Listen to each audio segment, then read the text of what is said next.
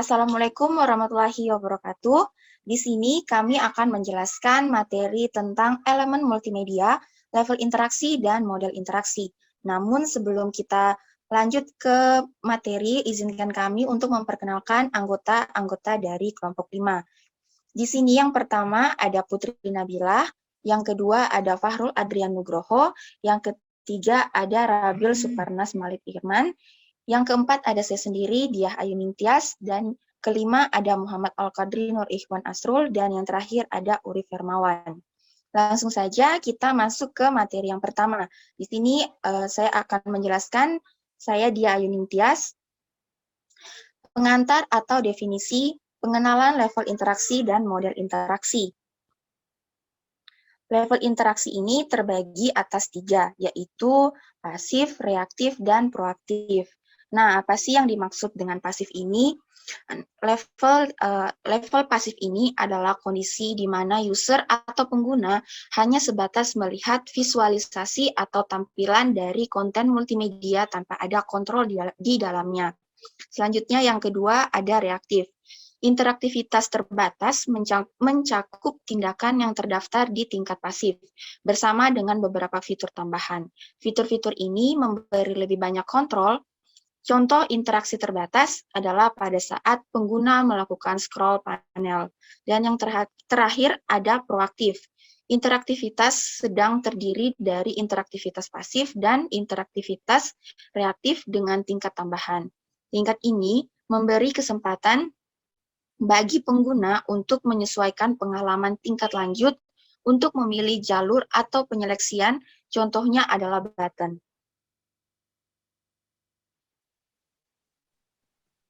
Baik, saya Fahrul Ardian Nugroho dengan NIM S1S1 19023. Jadi selanjutnya saya akan menjelaskan mengenai model interaksi. Jadi model interaksi itu melibatkan setidaknya dua yaitu pengguna dan juga sistem. Nah, di sini antarmuka itu harus menjadi penghubung antara mereka agar interaksi berhasil.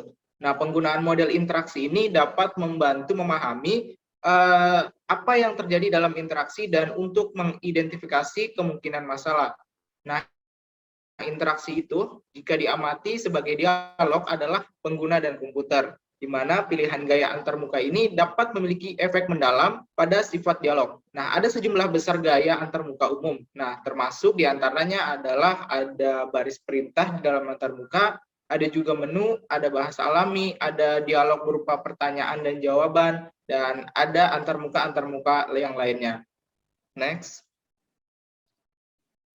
Nah, di dalam model interaksi ada beberapa macam. Nah, yang pertama ada namanya navigasi. Jadi navigasi ini adalah sebuah aplikasi multimedia interaktif yang dirancang sesederhana mungkin sehingga pengguna itu tidak lagi kesulitan pada saat mengoperasikannya. Nah, bahkan sampai bentuk tombol pun atau icon itu harus dibuat komunikatif mungkin sehingga pengguna itu bisa tahu. Nah, jenis struktur navigasi itu ada 4 macam di sini. Yang pertama ada struktur linear, ada struktur hierarki, ada struktur non-linear, dan ada struktur navigasi composite. Nah, untuk yang pertama, next. Nah, untuk yang pertama ada namanya struktur linear. Jadi, struktur itu yang paling sederhana dalam mendesain aliran aplikasi.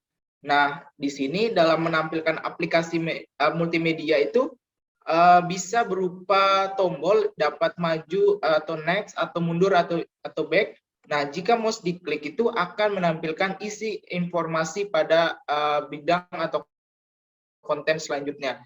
Nah, yang paling sering untuk struktur linear ini biasanya itu berupa slide-slide presentasi, misalkan antara navigasi antara slide 1 dan slide kedua atau slide ketiga, begitupun seterusnya. Nah, itu disebut dengan struktur linear.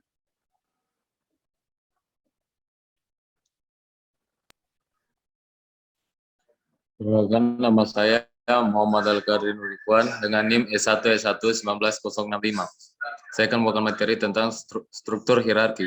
Struktur hierarki diadaptasi dari top-down desain konsep navigasi. Ini dimulai dari satu node yang menjadi halaman utama atau halaman awal. Dari halaman tersebut dapat dibuat beberapa cabang ke halaman level. Next. Selanjutnya, struktur navigasi non-linear. Multimedia non-linear memungkinkan pengguna untuk bebas bergerak melihat isi materi dengan cara berinteraksi. Tidak ada hierarki yang dipaksakan, pengguna dapat dengan leluasa memilih materi manapun yang ditampilkan. Dengan kata lain, dapat bebas memilih materi yang ada tanpa harus memperhatikan urutan materi.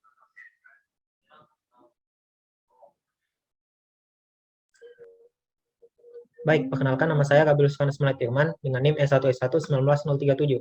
Di sini saya akan membawakan materi mengenai struktur navigasi komposit atau ciri yang keempat, yaitu struktur navigasi komposit atau campuran. Dia itu merupakan struktur gabungan dari ketiga struktur yang telah dijelaskan oleh teman-teman saya tadi. Struktur navigasi komposit ini juga itu disebut dengan navigasi bebas. Kelebihan menggunakan struktur navigasi ini dia itu adalah suatu aplikasi itu mampu memberikan keterkaitan informasinya itu lebih baik. Dapat dilihat pada gambar yang berada di layar PPT, ini dia menggabungkan struktur-struktur gabungan yang sebelum-sebelumnya. Baik, selanjutnya itu saya akan menjelaskan mengenai jenis yang kedua, yaitu perancangan. Perancangan itu merupakan kumpulan kontrol dan komponen tampilan itu harus dikelompokkan secara logis. Dalam beberapa kasus itu pengguna akan dihadapkan dengan sejumlah besar tampilan, sehingga itu penampilan fisik yang sesuai itu menjadi sangat penting.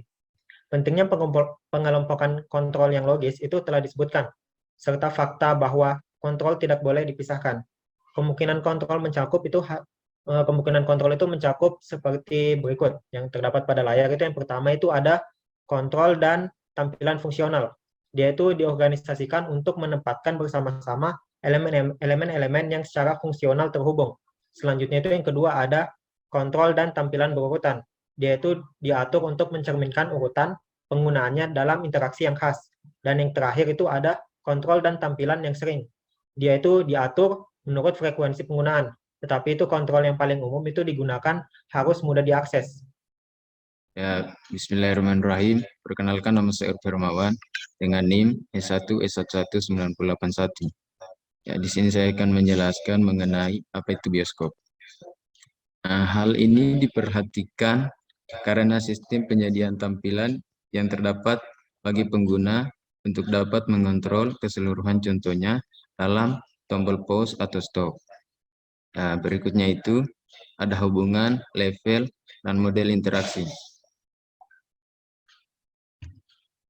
Nah, selanjutnya itu ada beberapa interaksi manusia dan model interaksi pada tampilan multimedia yang berfokus pada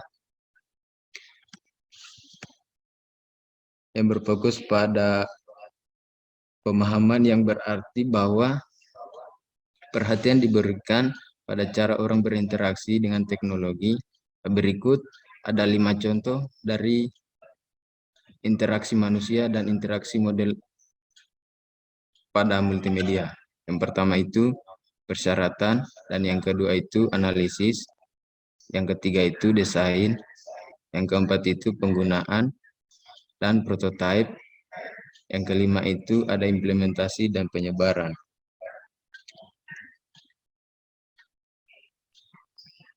Baik, perkenalkan saya Putri Nabila dengan NIM E1S1-19009. Saya akan melanjutkan penjelasan tentang ikhtisar singkat mengenai tampilan sederhana dari fase utama yang berfokus pada desain interaksi dan interaktivitas. Yang pertama ada persyaratan. Nah, tahap ini didasarkan pada definisi kebutuhan yang diperlukan. Nah, misalnya perlu diketahui apa yang sedang terjadi. Contohnya kita harus mengetahui bagaimana orang-orang itu menonton film atau personil seperti apa yang digunakan untuk saat ini. Nah, ikhtisar yang kedua itu adalah analisis. Nah, biasanya tahap ini berisi tentang skenario, cerita tentang interaksi yang dapat digabungkan dengan analisis tugas atau direkam secara independen untuk menciptakan interaksi yang penuh warna dan nyata. Untuk ikhtisar yang ketiga adalah desain. yaitu di mana ada fase sentral ketika dimulai dari apa yang diinginkan hingga mencapai fase bagaimana melakukannya. Nah, pada tahap ini ada sejumlah aturan, pedoman atau prinsip desain yang dapat digunakan sebagai bantuan untuk mendapatkan hasil yang baik. Dan selanjutnya ada pengulangan dan prototyping.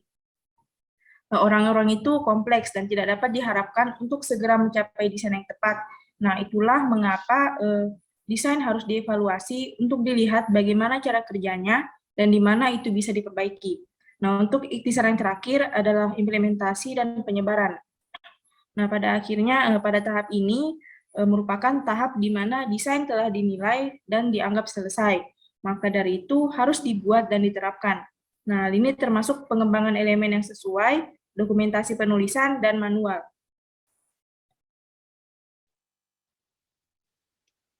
Nah, itu tadi penjelasan dari kelompok kami. Lebih dan kurangnya mohon dimaafkan dan terima kasih.